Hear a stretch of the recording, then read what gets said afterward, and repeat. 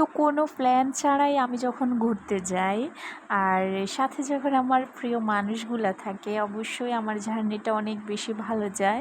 তো হুটহাট করে আমরা সেদিন চট্টগ্রাম যাই অনেকজন, আমার ভাই বোন, আমার হাজব্যান্ড, আমার ভাগিনা ভাগ্নে। তো আমাদের সেই দিনের ঘোরাঘুরিটা আলহামদুলিল্লাহ অনেক ভালো ছিল আর আমরা অনেক বেশি মজা করেছি।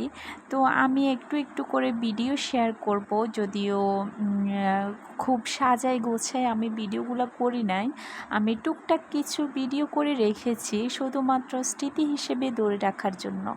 তো অনেক খাওয়া দাওয়া হলো, অনেক ঘোরাঘুরি।